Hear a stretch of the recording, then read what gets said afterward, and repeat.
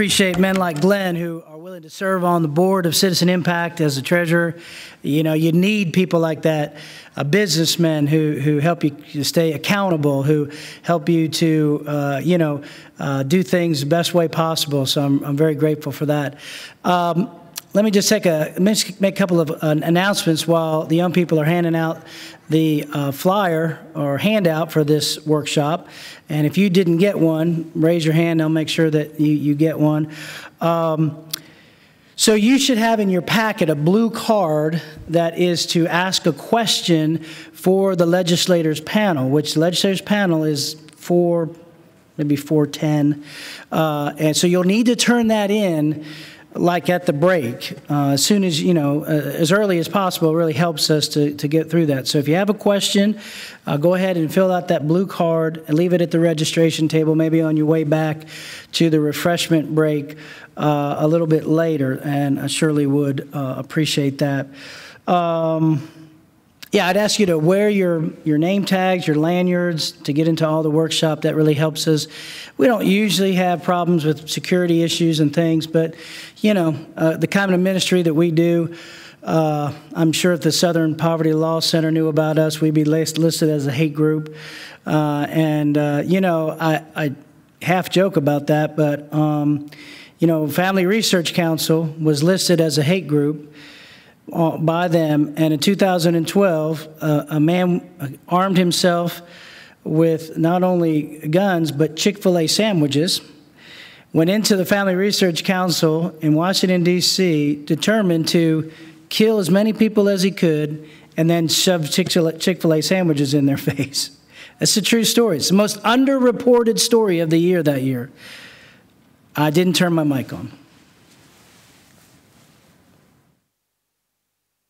But y'all still heard me, didn't you? I've never been accused of being soft-spoken. So when he was interviewed, when he was, apprehended, which a security guard at Family Research Council is who tackled him and was injured himself in that process, he said that's where he got it from, was the Southern Poverty Law Center. Am I saying those initials right? Southern Poverty Law Center, yeah. He got them from their hate group list, and he felt they were a hate group, so he was going to kill them. But all I'm saying is, please wear your lanyards, your name tags, so we know that you're registered and not, sneaking in or sneaking around. We're down a little bit in attendance for this seminar. Those of you who've attended in the past, not really sure I know all the reasons for that, but that does help minimize some of the security problems when I almost know everyone who's here, right? But nevertheless, wear your name tags, if you would, that are there in your packets. So this workshop that I want to give you at this time, I almost apologize for it, because a lot of it's pretty simple, and we've already lost our PowerPoint on there, but there we go. I call it Public Policy 101, and the reason why I feel compelled to do this is I regularly hear from people with these questions that I'm going to cover in this workshop. Why don't you bring a few down here to me, just 3 or 4, and then like you're doing now, if anybody else comes in, feel free to give them to them, like this gentleman. Pulled you away from, but I want to have a few on hand here. And so, I mean, for some of us who do this all the time or involved with this all the time, it's just so second nature to us. But I have to remind myself that 99% of us are not, nerds like Jane and Pat over there, who I just love to death. They're just wonderful ladies. And we work together on issues. Jane and I am down at the Capitol frequently with some other groups that are, have tables in the back. And for us, we almost forget about this. I mean, to us, it's, like standing in front of a group of adults and saying, this is how you brush your teeth. I mean, we just do this every day. But I realize in talking to people that most people aren't like us. They actually have lives, and actually, have things that they do. So I really do think this will be some help. And the hand that I gave you is actually a bit more comprehensive than even what I'm going to cover in the workshop. And I reserve the right even to deviate from the handout I've given you, all right? I mean, there's got to be some advantages to be executive director, right? You got to be able to deviate from the handout if you want to, the program that you put together, right? But I will say this, I'm very excited about, in spite of attendance or other things, the list of speakers that we have today. We really have a great list of speakers. Really believe they'll be very helpful to you. We've got pastor workshops going in the back. We've got student workshops going behind me here. And then tonight with Judge Roy Moore. I mean, I'm just so excited to have him. He's probably the most well-known person we've had. And as many of you probably know, he was willing as a judge to stand up to the establishment, if you will, who said, take those 10 commandments down off of your courtroom wall. Our laws are based on the 10 commandments. No, take them down. He refused to do it. Lost his position as a judge. But consequently, ran for the Supreme Court of Alabama, was overwhelmingly elected by the people of Alabama, showing you how much distance there is between the establishment, so to speak, and rank and file folks, and was Chief Justice of the Supreme Court. Then when the U.S. Supreme Court handed down the marriage ruling a couple of years ago, overturning decades, centuries of law and precedent, tradition, not to mention 30-some states' constitutions where they define marriage as one man and one woman, he said to that ruling, marriage is still one man and one woman in Alabama. Our laws haven't changed. And he ended up getting removed as Chief Justice of the Supreme Court for standing up for moral values. Almost all of us complain about the direction of our country. Almost all of us gripe about the moral values eroding. Here's a man who was willing to lose his job, which most are not, and then add to that a very important job, 2 of them. And so we're so honored to have him here. By the way, you might hear this again when I introduce him tonight. I apologize. You're getting a preview, all right? Don't tell anybody. So, yeah, he's going to be here tonight. And then if you all are political nerds like some of us, you know that he is now running for Jeff Sessions' old Senate seat, now that Jeff Sessions went from the U.S. Senate representing Alabama to Attorney General. And so he is running for that seat, won the primary last week. And really, I'm sure his campaign people are saying, what are you doing driving all the way to Georgia? You should be campaigning in Alabama. You got a runoff in a few weeks. But he's kept his commitment to come here and to speak to us tonight. So I hope that you'll stay through that and you'll see the benefit of that. One last thing, if you'll allow. The exhibitors who are in the back, and some of them are in the room here, but I'm really thankful for them. I don't know what you'd think of, whatever you paid to be at this seminar today. It really, no matter what I charge for this, I feel guilty about it. But I know it's worth far more than whatever you paid. And yet, it still costs money. It just costs money to do it. And these exhibitors are why I can do it for, $25 or whatever you paid to be here today. These exhibitors are paying to be here. So I would encourage you that when we go back after the second workshop here, there'll be another one after me in here, and then we'll have a break. The refreshments will be back there in the exhibitor hall. If you would visit the exhibits, maybe even if you just thank them for coming and being here, but maybe see what they have there. Some of them are like-minded groups. Some of them are other types of groups. So, all right, now, Daniel, is there any way that that clock can be turned on so that, or Christine, so that I can look at my watch, but I'd feel better if it was, no, I'm sorry, people, I tried. No, I don't want to cut into Senator Bruce Thompson's workshop, who is next. So let's get into this. Again, as I turn this on, as I've to talk to people, they're like, it is so confusing. I know that I should be, more up on who my legislators are and who my state senator is, who my congressman is. I know I should know when it's time to vote who I should vote for. And those of us who do know a little bit more, what happens come election time? Your phone rings off the hook, right? They're always calling you. Who should I vote for, Pat? Tell me who I should vote. Well, you should research them yourself. Don't you tell them that? You should look it up Well, just tell me who to vote for. All right. It's just easier. But, really, I was hesitant to invite the candidates for governor here today because for several years I've said, now look, this conference isn't a bunch of stump speeches by, people running for office. Well, today we're going to have some stump speeches. Because I did feel like that inviting the candidates for Georgia governor was important enough because you'd want to hear from them. And by the way, 3 of the 4 Republican candidates for governor have confirmed that they're going to be here today. 1 will speak this afternoon because he can't be here tonight. 2 will speak in the evening. But again, I think that's important that you hear from them directly. I know you'll still call me, but that's okay. But that's part of what we're trying to do is inform people because it seems so confusing to people. So let me start with some basic information.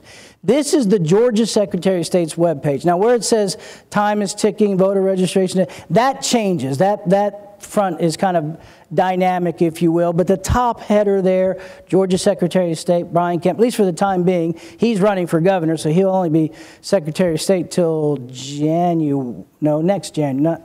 All next year, he'll be Secretary of State.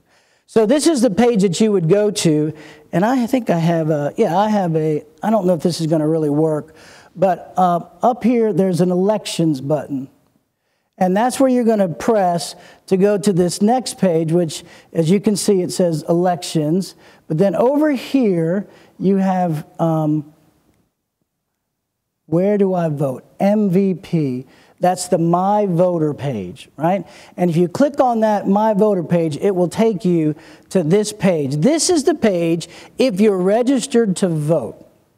This is the page that you can punch in your information and it will show you who your representatives are. Where do you vote? So again, if you're registered to vote, up here you'll take your first initial, last name, county, date of birth, and click submit. And if you're registered to vote, they have that information, right? So some people are like, I don't want to give them, they already have it, all right? That's how they can look you up because you're registered to vote. And you'll click that page.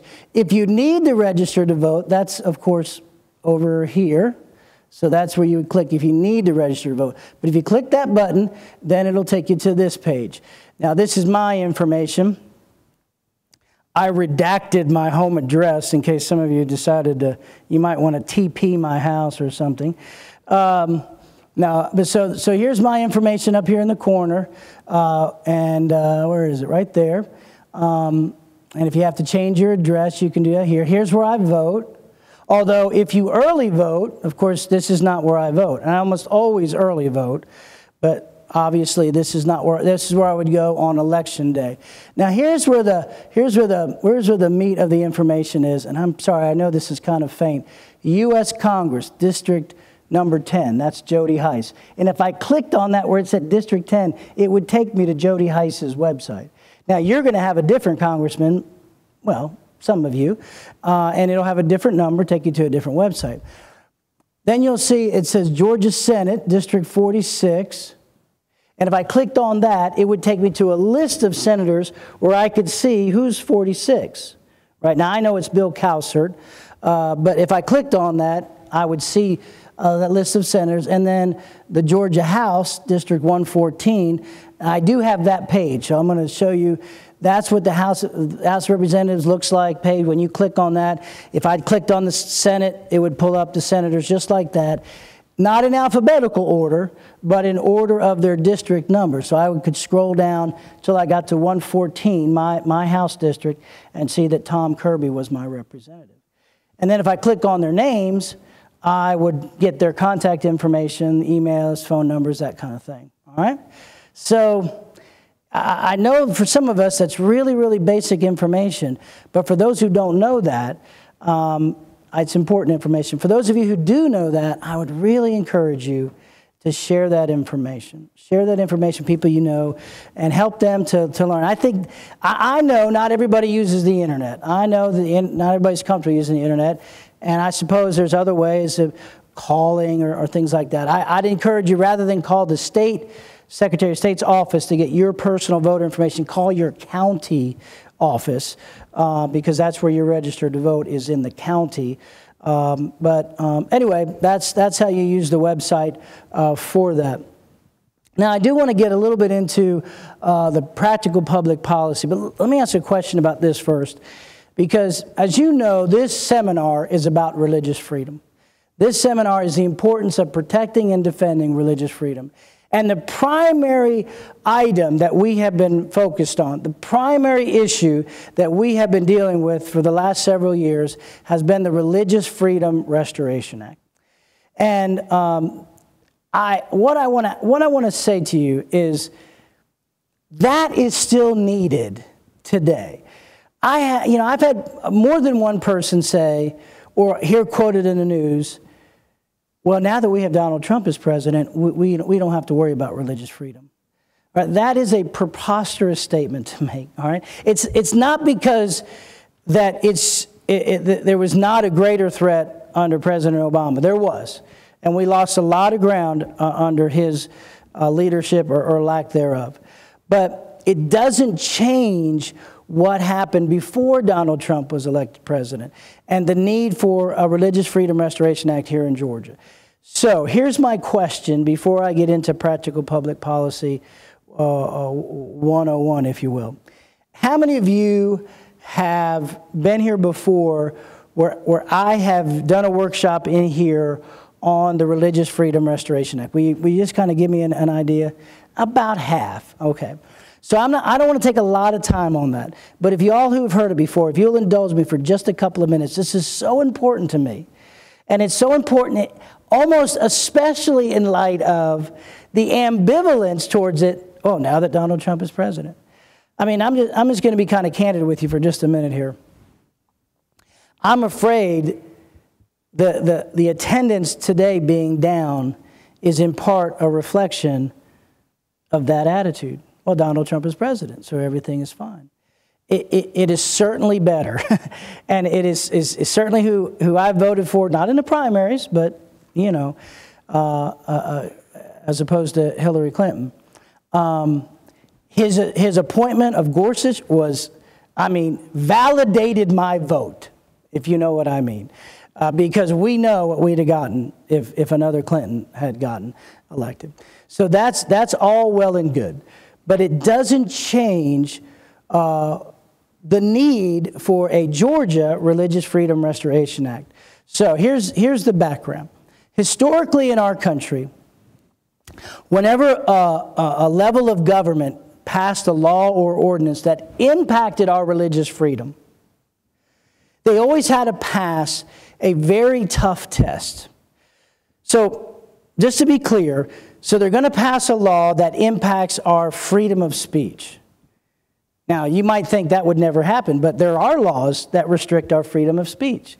For example, you can't yell fire in a crowded auditorium. That's against the law. There's a compelling government interest to restrict your freedom of speech in that area, to protect the people running out of an auditorium, potentially getting hurt for no reason. Either way, you can yell fire if there is a fire. All right, you just can't do it if there's not a fire. There's restrictions on even freedom of the press if it's something where a national security issue, and I've given examples to that in the past. And sometimes there are laws that impact religious freedom, sometimes intentionally, sometimes unintentionally.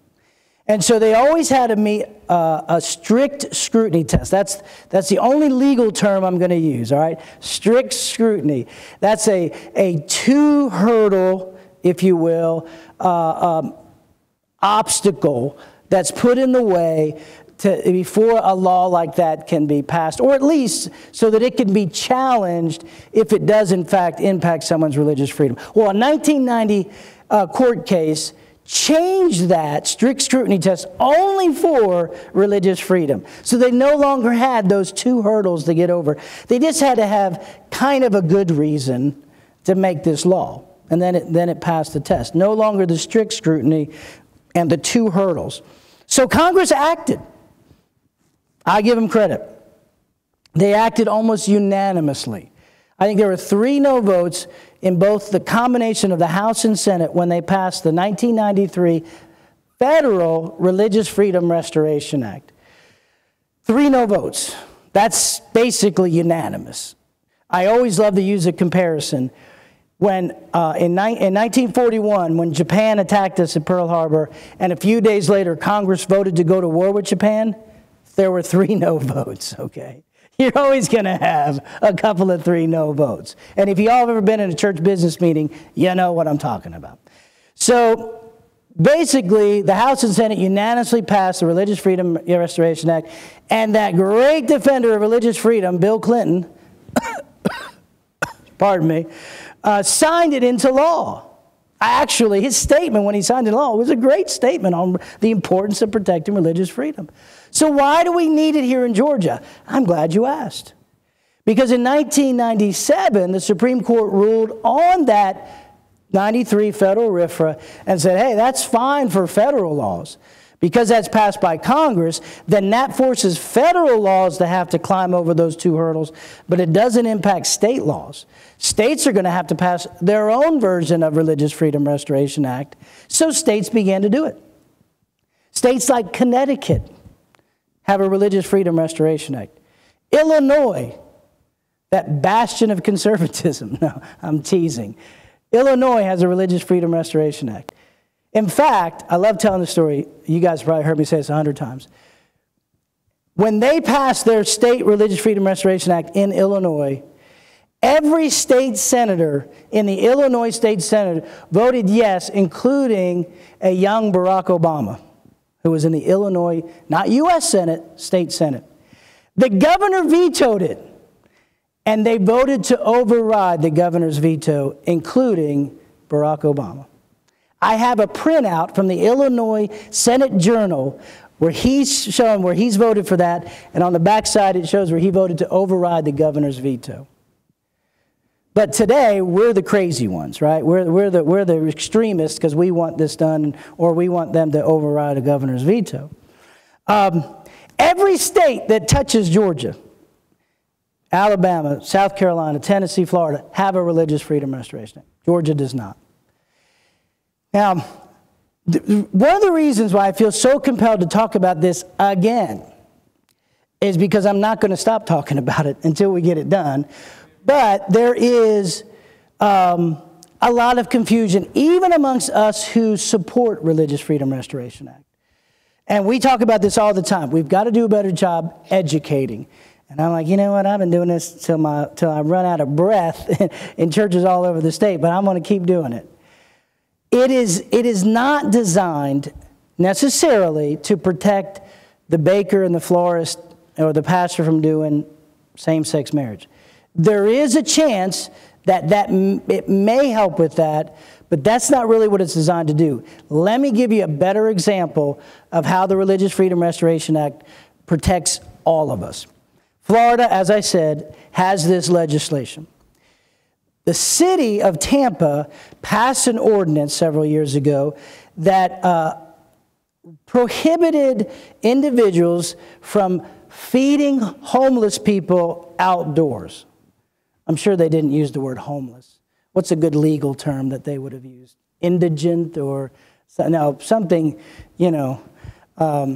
politically correct, no doubt. But the bottom line was, I guess there was loitering or littering issues. They need to go indoors to a mission or soup kitchen. Stop doing it outdoors. I believe their motives were simply just to help protect, just that area and not have problems there. However, it inadvertently affected a pastor. He had always taken it upon himself to take food to homeless people in the parks or wherever. He believed he was commanded by Jesus to help them.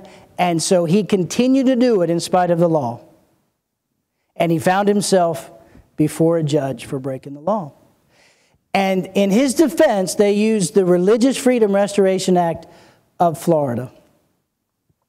And he won the case. He prevailed. The judge ruled in his favor. They said that law does affect this man's religion. It does not meet the strict scrutiny test. Is there a compelling government interest to not feed the homeless outdoors? Well, in fact, yes, there probably is. The loitering problem, the littering problem. But, hold on, it doesn't cross the second hurdle. Is it the least restrictive way to accomplish that government compelling interest? And the judge said no, it was too restrictive. And it restricted this man's religious freedom, threw the case out, threw the law out, excuse me. A comparative issue happened when a Muslim woman objected to having her picture taken for her government-issued ID with her veil removed. She said, my religion compels me to wear a veil, and I don't want to take it off even for my ID. They said, no, you have to. So she went to court using the Florida Religious Freedom Restoration Act, saying this law that compels me to remove my veil violates my religious freedom unfairly. But they did not rule in her favor. They said, the government has a compelling reason for us to ID you for your ID. However, we believe the least restrictive way to achieve that would be for you to go into a room by yourself and a female employee who will take your picture when you remove your veil, and then you can put it back before you go out with the general public. That's the least restrictive way. We're not going to throw the law out, but we'll try to accommodate you in the least restrictive way. There it is. Two examples. One where it worked, the law worked. One where the law, they said, nope, that RFRA is not going to help you in this case. And so that's the purpose of it. And because of that Supreme Court case, in '97, we still need a state RFRA here in Georgia. And as it exists today, inmates in prison who are in federal prison, who fall under federal law, have more protection for their religious freedoms than you and me. So, before I go any further, and I've got just a few minutes that I can cover some of this, is there questions about that? Questions about RFRA?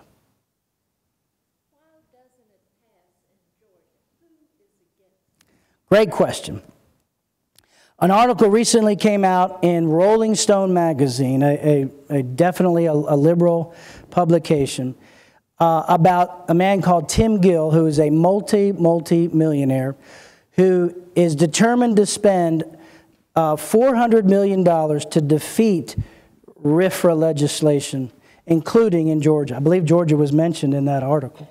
There are efforts like that underway to undermine us passing this law. There are the big business in Georgia. There is, Chamber of Commerce. There is Delta and Coke and all those who all have come out and says RFRA is discriminatory. The entertainment industry has come out and here in Georgia, the Georgia keeps giving them more and more incentives to bring the entertainment industry here so that we're practically the Hollywood of the Southeast. And with that entertainment industry, sure, comes jobs and other sources of income, but also comes Hollywood values. And then even the sports teams in Georgia, the Braves and the Hawks and the Falcons, all came out and opposed this religious freedom legislation. And again, I suppose the question is why? Well, it's because of the advancement of the LGBT activists, LGBT rights movement. And certainly under President Obama is when they got their most steam, when they made most of their headway, including him being the first president to support gay marriage. Which, by the way, if anybody ever gives you grief about being for gay marriage or against gay marriage and for traditional marriage, if anybody says you're bigoted for that, if anybody asks you your position on that, trying to stump you, you can tell them, I have the exact same position on marriage as Hillary Clinton and Barack Obama when they first ran for president. Because in 1998, they both stood up and affirmed unequivocally that they believe marriage is one man and one woman.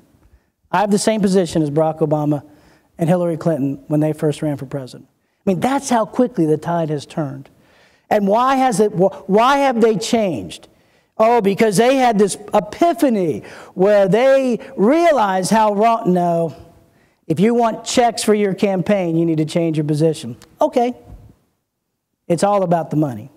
So are our elected conservative Republican officials here in Georgia accepting bribes with this money? How does the money get back? No, I don't think so. And that's a very strong accusation to make, of course.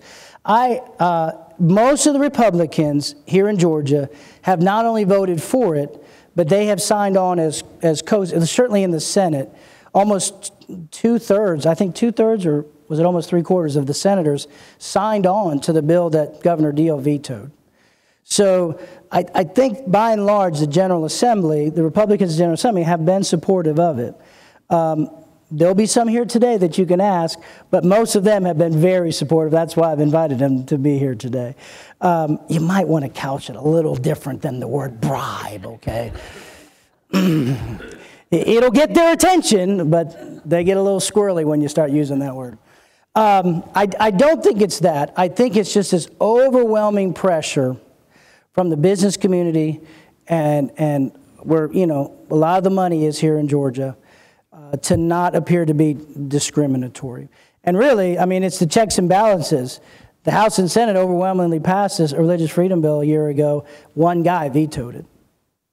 Now, I will say this. That was not a real basic RFRA. It was a slightly broader bill, although there were some things in there that, as a compromise, that concerned me. But it was one guy who vetoed that. I'm not trying to praise the Republicans or condemn the Republicans in the General Assembly, but the facts are that the majority of them have supported. And the 4 candidates I invited to speak here today all have signed a religious freedom pledge. Now, what does that mean? Well, again, you'll have to ask them, what that means. But, they have said that they would support it in spite of Chamber of Commerce and all these big businesses coming out against it. But it is the LGBT advancement, because in states where they have special rights for those in the lesbian, gay, bisexual, transgender community, and a RFRA, the gay rights legislation has always trumped RFRA. That's where we have the issues of the baker and the florist and the photographer. Those are not in Georgia. You can turn down a wedding in Georgia for not wanting to do a gay marriage. You can't do it in states where they have this special protection. Even though some of those states actually had RFRA, the gay rights legislation trumped that. I keep trying to avoid using the word Trump as a verb. I'm afraid that verb's going to change its meaning here, what that means. That probably have something to do with Twitter. But nevertheless, one last thought.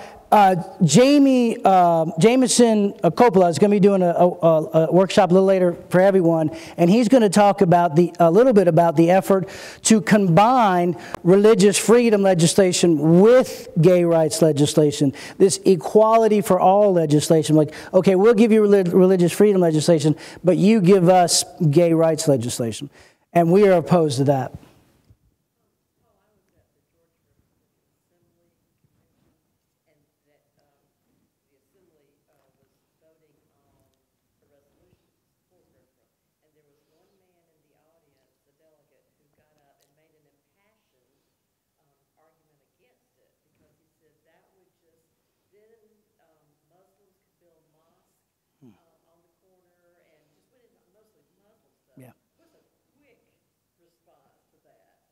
Well, I mean, they can already build mosques on the corner. I mean, and there's something called ORLUPA.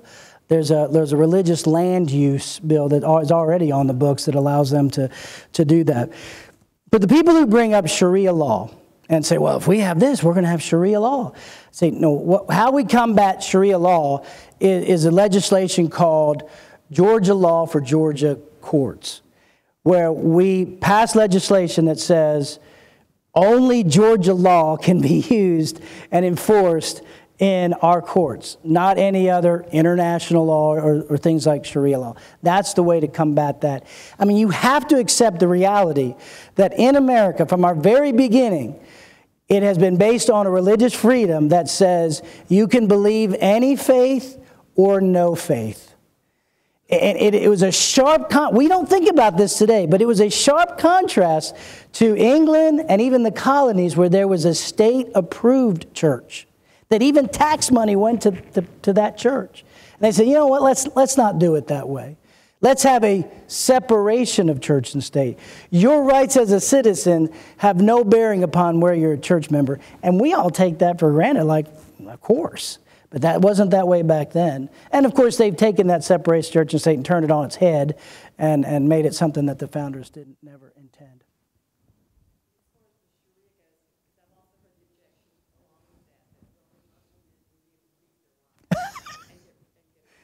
Yeah.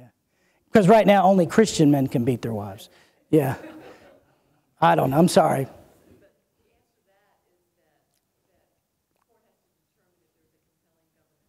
Yes.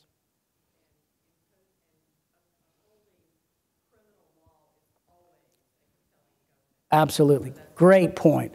Great point. And that's the other misunderstanding on both our side and the other side. That RFRA will be this huge sledgehammer where I can always use my religion to crush anybody I disagree with. No, it is an option. It is a way to appeal a law that's in place and try to make the argument that that law imposes upon my religious freedom. It is not an automatic win. That's why I gave the examples of Florida. One case they won, one case they lost. I've had people bring these same things up over and over again, and it is not some sort of automatic, all I have to do is just mention my religion, and I can do whatever I want. That's hogwash, okay? Don't buy into that.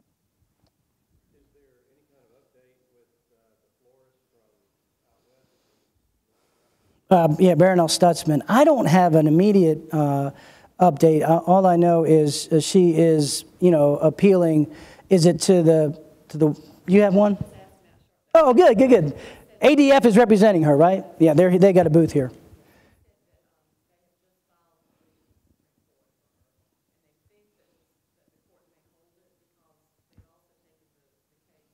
Oh, the masterpiece. Yeah.